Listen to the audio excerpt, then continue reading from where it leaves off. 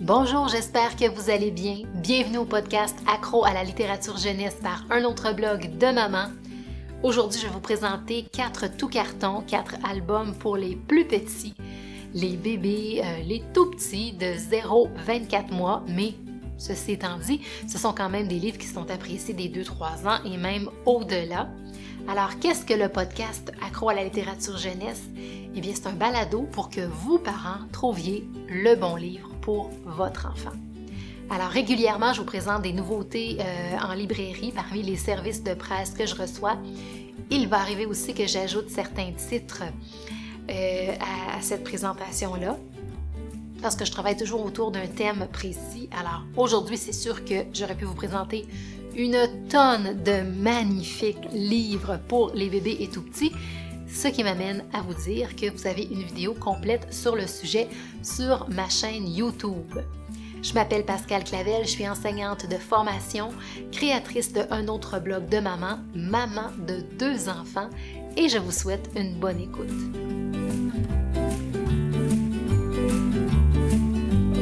Bonjour les accros, j'espère que vous allez bien. Alors oui, les livres pour petits, pour bébés. Alors si vous écoutez ma vidéo sur YouTube sur l'éveil à la lecture, où je vous décris un petit peu ce que c'est, la lecture quand on est un bébé, on peut commencer dès la naissance, mais c'est sûr que les bébés s'intéressent surtout au visage au départ. Mais autour de entre 4 et 6 mois, là, vous allez voir un déclic qui se fait, vous allez avoir un intérêt un petit peu plus marqué là, pour l'objet livre, pour vous, on se met en face de lui pour qu'il voit nos expressions. Lorsqu'on raconte, un petit peu comme je fais dans mes heures du conte sur ma chaîne YouTube, on essaie de montrer le livre en même temps que l'on raconte et que l'enfant puisse voir notre visage. Alors oui, c'est un petit peu inconfortable comme posture, mais ça fait son effet. Alors, sans plus tarder, je vous présente un premier titre. Puis pourquoi on dit que c'est des tout cartons? Pourquoi on mise là-dessus? C'est tout simplement que parce que les bébés, ils aiment manipuler, ils appréhendent le monde, ils le découvrent à l'aide de leurs 5 sens. Et un de leurs sens de prédilection, c'est vraiment le toucher. Donc, on les laisse explorer. On les laisse nous pointer ce qui les intéresse le plus. On n'est pas obligé nécessairement de se fier au texte. On peut narrer à notre façon. On met de l'expression parce qu'on veut capter son attention. Alors, je vais quand même m'arrêter là parce que c'est quand même des choses que je vous ai dites justement dans la vidéo sur YouTube. Alors, ce petit tout carton-là que j'ai en main, ça s'appelle Solo le singe, un premier titre de Nicolas Aumet et Cara Carmina. Donc, Solo le singe et sa famille extraordinaire. Donc, Cara Carmina, vous la connaissez pour sa collection Les Lapins Malins aux éditions Les Malins, justement, qui est cette même maison d'édition ici, qui débute dans les tout cartons. Les Malins, je pense que c'est leur premier tout carton québécois. C'est pas un achat de droit qu'ils publient. Alors, on est très contents, surtout avec Nicolas Aumet et Cara Carmina. Nicolas Aumet, il est assez prolifique depuis qu'il a débuté sa carrière d'auteur. Alors, qu'est-ce qu'on voit dans Solo le singe? On est en train, finalement, de travailler les thèmes de la famille et de la diversité. C'est un petit singe qui va nous montrer chacun des membres de sa famille dans la savane, dans la jungle, en fait, devrais-je dire. Puis, en même temps, on apprend le nom des animaux de la savane. Donc, c'est tout mignon. Puis, à la fin, il y a comme un genre de portrait de famille. Puis, c'est sûr que là, peut-être que si votre enfant est un petit peu plus grand, il va réagir, il va dire « Oui, mais les singes, habituellement, leur famille, ce sont des singes. » Eh bien, dans ce livre-là, c'est comme si c'était toutes sortes d'animaux. Il y a des singes, le papa et la maman du petit singe de Solo. Ce sont des singes aussi, mais il y a un léopard, un ouistiti, une chauve-souris, un caméléon. Donc, on est en train de voir la notion de famille élargie, ou peut-être que ce sont des amis qui sont tellement importants que finalement, c'est comme des membres de sa famille. Mais c'est surtout aussi pour faire comprendre aux enfants que tous les membres de notre famille sont différents, que notre famille à nous, elle est différente de celle des autres, parce que les enfants peuvent être issus d'une famille monoparentale, biparentale, homoparentale, et l'enfant peut être adopté. Alors, je pense qu'on veut tout simplement que l'enfant puisse se reconnaître dans cette histoire où la famille, elle est spéciale, elle est unique, où tous les membres de la famille élargie sont différents, sont représentés par des animaux différents. Donc voilà, puis j'ai les petits dessins, en fait les beaux dessins de Cara Carmina sont toujours intéressants, puis c'est le fun de voir qu'elle peut faire d'autres animaux que des petits lapins, donc c'est très réussi, mais on reconnaît son trait bien à elle. J'ai ici Crunch, je suis un requin de Joe Lodge, c'est le deuxième cartonné que je vais vous présenter, c'est aux éditions Scolastiques. Alors sur la page couverture, on a un grand requin. Ici, ce qui est intéressant, là, c'est que il y a un côté interactif au livre, c'est qu'il y a des animations et le livre est très robuste. Donc, je pense pas que votre enfant va le briser parce que les animations sont quand même bien faites, robustes. Donc, on présente tout simplement toutes les sortes de requins. Ben toutes, je dis toutes, mais il y en a plusieurs. Il y en a 4 ou 5. Puis, c'est un livre où il y a une musicalité intéressante parce que chaque requin va faire un bruit différent. Par exemple, le requin marteau va faire whoosh chouk, le requin pèlerin va faire gloup gloup. Donc, au niveau de la lecture à voix haute, on se donne quand on fait les bruits des requins pour capter l'attention de notre tout petit. Puis on fait bouger la mâchoire finalement du requin à chaque fois, on lui fait ouvrir la bouche.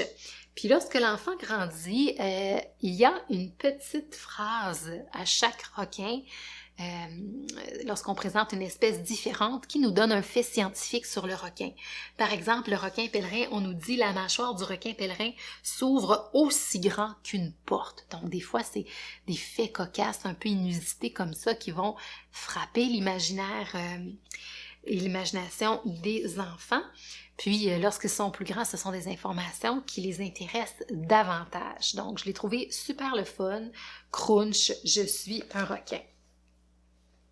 Je ne pouvais pas ne pas vous parler de ce troisième cartonné, Au doudou. Excusez-moi. Alors, Au dodo avec la doudou. Même le titre est intéressant avec le son D qui se répète. De Claudia Larochelle et de Maïra Chiodi ou Chiodi, je ne sais jamais comment ça se prononce. Je m'en excuse. Je vais faire mes devoirs la prochaine fois pour le nom de famille de cette illustratrice que j'apprécie vraiment, que j'aime d'amour. C'est aux éditions de La Bagnole, donc Au dodo avec la doudou. On sait que la doudou remporte un succès phénoménal dans les albums jeunesse de la doudou et maintenant, ils ont des cartonnés. Ils en sont là à 4 ou 5 si je ne me trompe pas. Puis chez moi, ils sont autant appréciés que les albums papier. Alors, ce sur quoi on a misé avec les cartonnés de la doudou, c'est vraiment sur le côté interactif. On va faire participer le tout petit et là, on est dans la routine du dodo. Donc, il va devoir border la doudou de plusieurs façons. Il va devoir la réchauffer sous ses couvertures en soufflant dessus. Il va devoir toucher son verre de lait s'il est à la bonne température. Donc là, vous me voyez venir dans l'interaction, dans l'exploration des sens, dans le plaisir lié au jeu. Donc, on est en train de jouer en même temps qu'on lit. On demande à l'enfant de participer. Puis, on va lui faire compter les étoiles. On va lui faire pincer son nez parce qu'à un moment donné, elle cherche son toutou puis on tombe sur une vieille chaussette sale. Donc, il y a un petit côté drôle qui est intéressant aussi. Puis, évidemment, ça se termine par l'endormissement de la doudou, comme dans plusieurs petits livres comme ça, pour accompagner la routine du dodo. On amène l'enfant à s'apaiser tranquillement et à la dernière page, le personnage va se coucher comme toi qui s'en va faire dodo, puis que sommeil, on dirait que ça, des fois, l'enfant va bâiller ou va fermer ses petits yeux après la lecture d'un album comme celui-là. Donc, on l'aime bien. Je termine avec le 4e ici, Touche et explore, 5 gros camions aux éditions Scolastiques. Les livres sur les camions, vous n'allez pas vous en tirer, hein? Ça c'est clair. Les camions, c'est un thème qui prend très, très, très bien avec les tout-petits. Si je fais juste regarder à la maison, probablement parce qu'ils en voient à l'extérieur. Ce sont des véhicules qui vont croiser dès le plus jeune âge. On va les pointer. Oh, regarde le gros camion! Oh! Puis on va être appelé à les nommer. C'est une bétonnière, c'est une pelleteuse ou une tractopelle, dépendamment du vocabulaire que vous utilisez. Ben alors voilà, ça fait partie je dirais, de son quotidien, hein, de son environnement. Et puis c'est impressionnant, on se demande comment ça fonctionne. Ce sont les premières machines, hein, auxquelles on est confronté comme jeune enfant. Puis 5 gros camions, comme dans plusieurs livres scolastiques, celui-là est cartonné.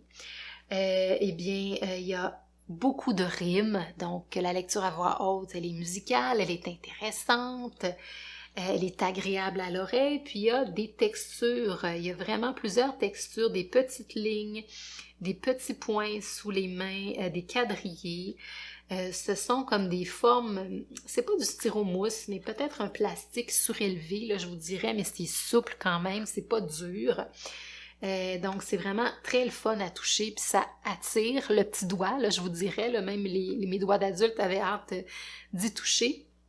Donc, je n'ose même pas imaginer un enfant là, qui va explorer ces textures-là. Alors, on fait un décompte également. On part de 5, ensuite on se rend à 4, 3, 2, 1 et 0. Alors, on fait un compte à rebours. Donc, on explore les nombres en même temps, les couleurs, les véhicules. Il y a des petits animaux à chaque page. On peut leur demander de trouver les animaux, nous comme parents, accompagnateurs à l'éveil à la lecture. On n'est pas obligé de ne se fier qu'au texte. À la fin, on demande à l'enfant de nommer le véhicule qu'il préfère, hein, parce qu'on va utiliser les vrais mots. Il va être appelé à dire, moi, celui que j'aime le plus, c'est le tracteur, ou moi, c'est la tractopelle, le camion d'incendie. Alors, voilà pour 5 gros camions. Il me fait un petit peu penser aux albums scolastiques. Je pense que c'est Vive les camions, ou le Noël des camions, ou une journée chez les camions. Alors, on est dans le même genre de texte, un peu poétique, en fait, je vous dirais un peu rythmé parce qu'il y a des rimes et un texte que je vous dirais efficace parce il a son effet lors de la lecture à voix haute. Puis, on est dans un univers dont les enfants raffolent. C'est déjà terminé pour aujourd'hui. Si vous avez apprécié, je vous invite à vous abonner à Accro à la littérature jeunesse par un autre blog de maman sur votre plateforme d'écoute préférée. On est vraiment un petit peu partout, sur Spotify, Amazon, Apple, Google. Sûrement que j'en oublie. Vous pouvez tout trouver les épisodes sur le site Un autre blog de maman, mais aussi sur ma chaîne YouTube si vous êtes un petit peu plus visuel ou si vous êtes plus à l'aise avec cette plateforme-là. Je vous dis à la prochaine.